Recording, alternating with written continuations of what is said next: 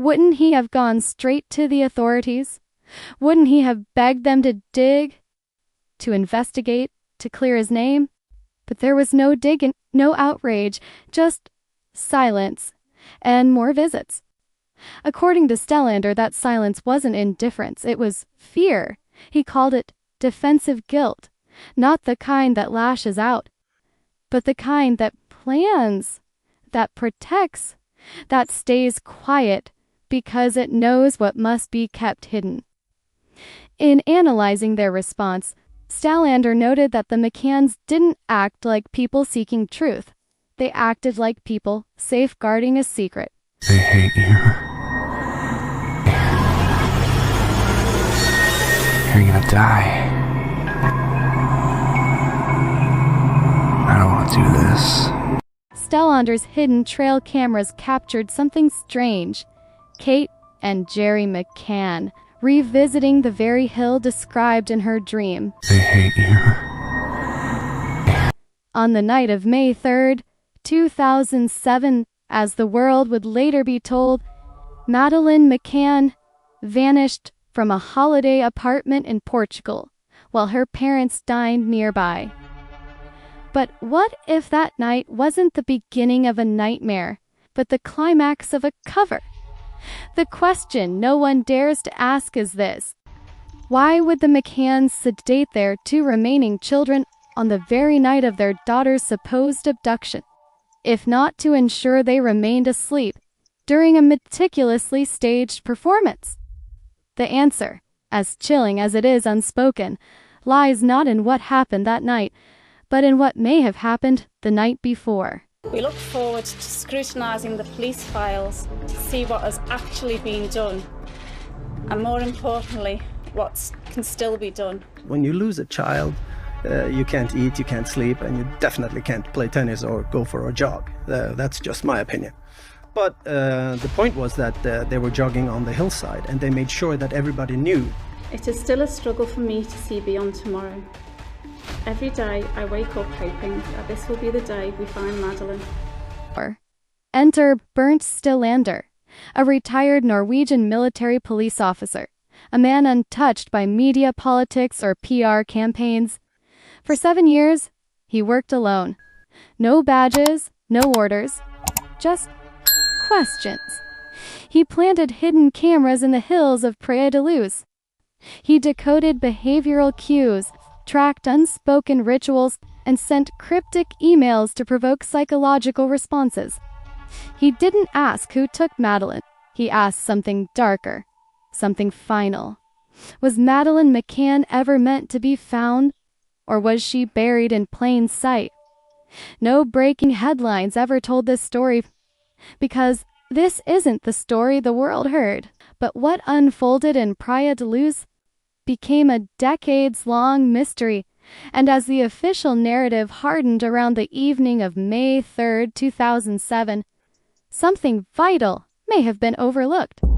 What if the tragedy didn't happen that night at all? What if Madeleine McCann died the day before? The case is one of the most scrutinized child disappearances in modern history. And yet, in the shadows of media headlines and public sympathy, lies a disturbing possibility, one that challenges everything we've been told. In her private diary, Kate McCann described it not just as any night, but as the night of all nights. The phrase sits there, raw and heavy, with no clarification. Madeleine officially vanished the following night. So why mark the second as emotionally pivotal? Independent investigator Bernt Stellander posed the same question. Why would a grieving mother remember May 2nd as an apex of emotional experience if her daughter was still alive that night? It's here the first cracks begin to show. The so-called Tapas 7, the McCann's friends dining with them each night, provided police with statements meant to reinforce a clear, repeated narrative that every half hour, one of the parents checked on the children, that everything was fine until it wasn't. But when investigators compared those statements, something didn't feel right. The language was almost too perfect. Descriptions of lighting in the apartment, sleeping positions, even the routes taken to check on the children were eerily aligned. Not just similar, but rehearsed. Linguistic analysts have a term for this: artificial synchrony. It's what happens when people attempt to memorize a version of events rather than speak from memory. The result?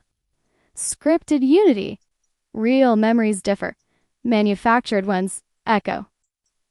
Midway through dinner on May 3rd, waitstaff at the Tapas restaurant noticed something else.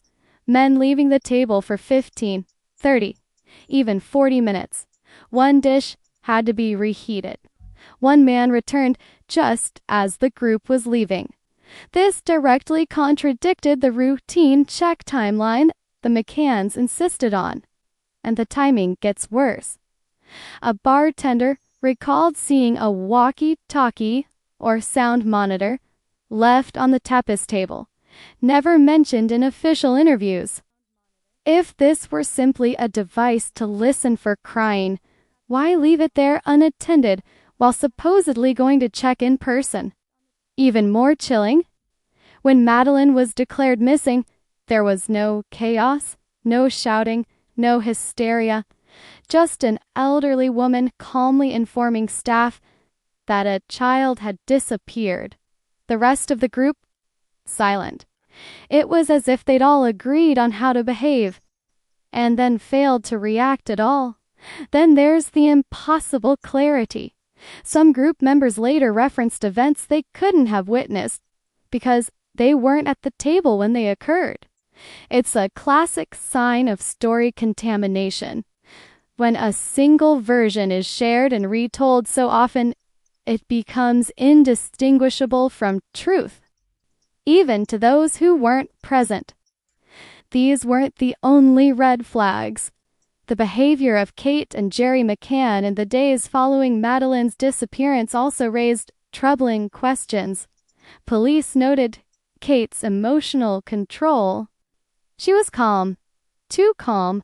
Her answers polished, her grief contained. To investigators, it felt like she wasn't mourning a child, she was managing a narrative. And that narrative? It remained flawlessly aligned with her husband's. Their couple's timelines matched point for point. It was remarkable and unlikely. Years later, in the introduction to her book, Kate wrote something haunting. There have been many times when I have struggled to keep myself together. I know the truth, we know the truth, and God knows the truth. It is still a struggle for me to see beyond tomorrow. Every day I wake up hoping that this will be the day we find Madeleine.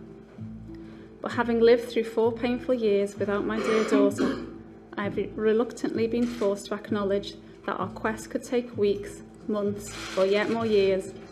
And the reality is we have to ensure we have adequate funding. She wasn't speaking as a mother demanding justice. She was speaking as someone carrying a secret too heavy to bear. The theory that Madeleine died on May 2nd gains more ground with each re-examination. That day, something changed. Kate's diary shifts in tone. She pours her love into words directed at her daughter. My sweetheart, my darling, my love, my companion. I love you more than anything. I'm going to dream that I'm lying by your side. It's beautiful, heartbreaking, but also final. No such entry appears for May 3rd. Meanwhile, restaurant staff recalled that Jerry McCann was gone for over half an hour that night, that Kate left the table shortly after. These absences contradict their own claim of quick checks done every 15 minutes. Kitchen staff and waiters couldn't confirm who left when, only that the story changed with each retelling. And when Kate was questioned by Portuguese police, she was faced with 22 forensic questions about blood in the car, DNA on clothing, timelines that didn't fit.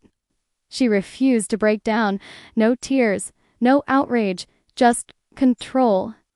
Investigators offered her a deal: confess to an accidental death, receive a short sentence. She refused.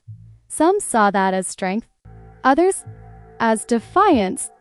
Then came the breaking point. In 2024, for the first time in 17 years, the McCanns skipped the annual memorial service for their daughter. Instead, they disappeared to an undisclosed location. The date? May 2nd. The same day Bernt Stellander released his controversial book detailing why he believed Madeleine had died not on the 3rd, but on the 2nd. Coincidence? Or a silent acknowledgement? Kate's own words provide the final clue. In her diary, she repeatedly lashes out, not at the tragedy, but at the judgment of others. Nobody should judge or criticize. They have no idea how painful it is. But that's not grief. That's defense. Even the book she published stopped short of full transparency. Publishing the truth is fraught with risks, she wrote. It leaves us open to more criticism. It was, by her own admission, only a version of the truth.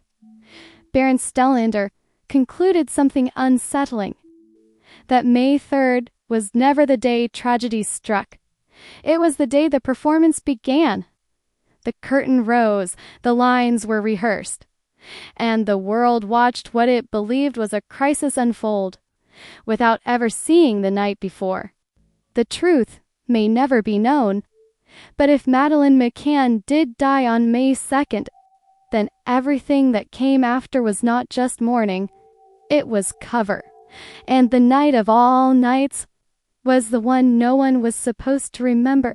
I think what you have to remember there is a huge amount of work going on in the background, and we know that there's an absolutely huge amount of information coming through. In the years following Madeleine's disappearance, a haunting detail emerged. Kate McCann reportedly had a vivid dream in which she saw her daughter's lifeless body buried on a hillside overlooking the beach in Praia da Luz. Some dismissed it as the desperate imagining of a grieving mother, but others saw something more, a turning point. One investigator called it not a metaphor, but a map. That man was Bernt Stellander, an independent researcher who moved to the Algarve in 2016. With no background in law enforcement, only curiosity and conviction, he began tracing the contours of Kate's dream, believing it pointed not to a figment of imagination, but to a place, a real place, a grave. Stellander wasn't satisfied with police reports. He walked the hills east of Praia da Luz himself, surveying terrain, looking not for bodies, but for symbols, subtle, deliberate, sacred. And one day, in March 2017, he found them: a heart-shaped ring of stones, a pink flower, a wooden letter M. It wasn't random. It looked like a shrine. What came next raised more questions than answers. After sending anonymous messages hinting the site had been discovered, Stellander's hidden trail cameras captured something strange. Kate and Jerry McCann revisiting the very hill described in her dream, not in running clothes, not with their twins. Quiet, solitary, repetitive. And this wasn't a one-time visit. It happened again and again. What were they doing there? And I started one area, and then something, I just got this thing, hey, this is not the place.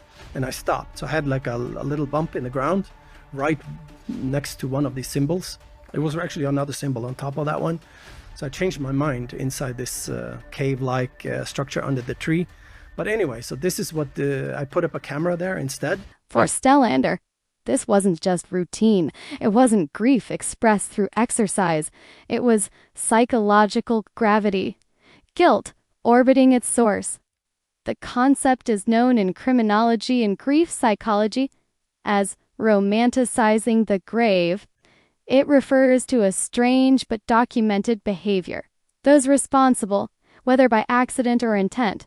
For a death may return repeatedly to the site of loss, not to hide, but to feel, to rewrite the narrative, to transform a location of shame into a shrine of meaning. Kate's dream, according to Stellander, wasn't symbolic, it was geographic. And her behavior afterward, he believed, revealed not only emotional distress, but knowledge.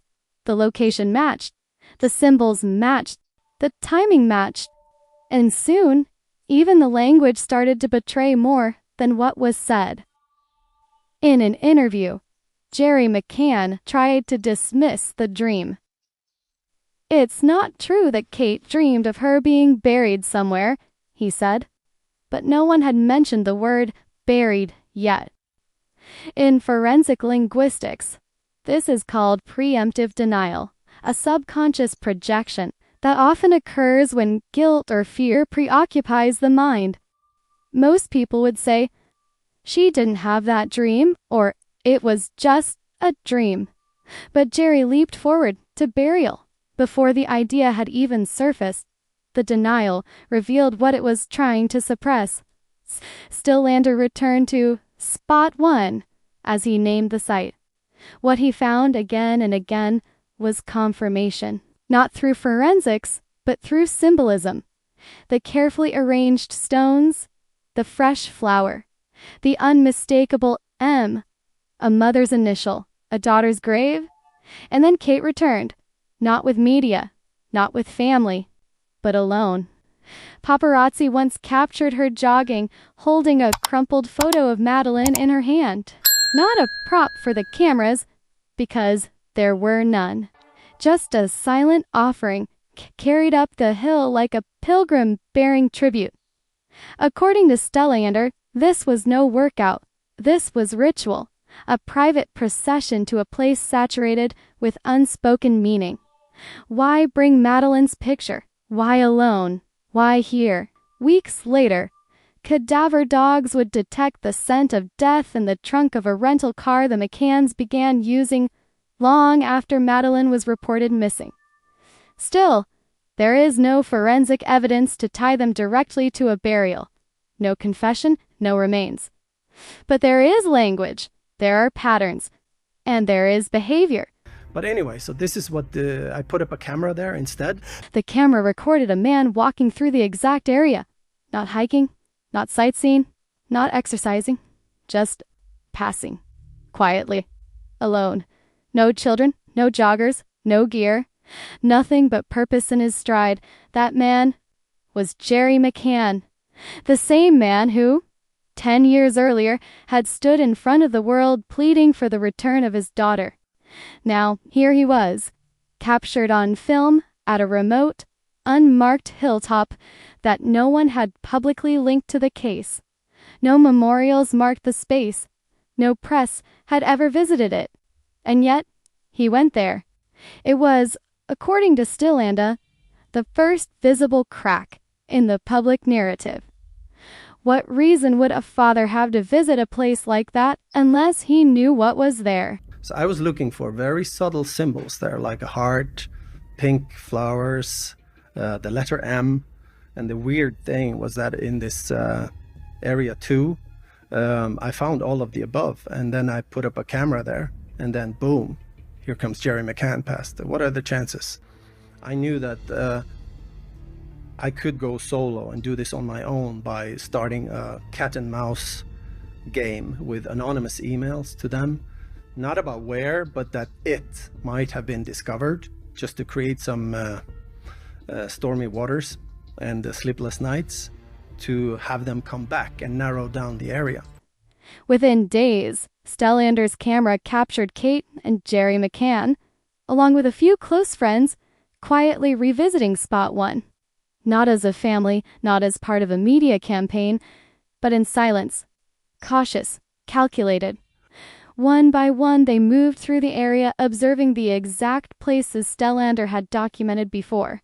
The heart of stones, the flower, the M. It wasn't a walk. It wasn't curiosity. It looked like inspection. For Stellander, this was not just a reaction. It was data. The camera watched for weeks, then months, then years, and what it saw was unnerving. The visits to Spot 1 continued, sometimes Jerry, sometimes Kate, occasionally both. But never with their children, never with a crowd, never with fanfare. These were not commemorations. These were not grieving rituals. These were returns. Stellander saw a pattern. He saw what he called ritual behavior rooted in emotional fixation, a psychological model in which those involved in a traumatic loss, especially one they played a role in, returned compulsively to the scene of concealment, not to mourn, but to remember, to control, to relive. He called it romanticizing the grave. The hilltop had become, in his words, sacred, not to the public, but to them, a place that could not be let go. As his investigation deepened, Stellander refined his theory. Madeleine had died accidentally the night before she was reported missing, likely from a fall, potentially drug-related sedation, and in panic, her parents, with the help of their friends, staged a false abduction. He believed her body was initially hidden nearby, then relocated with a rental car. But all of that, he admits, was speculation, until the camera. The footage was never released to the public, not because it wasn't real, but because it wasn't enough. Stellander asked himself a question that would become central to his case. If someone had sent him, an innocent father, a message suggesting his missing daughter's grave,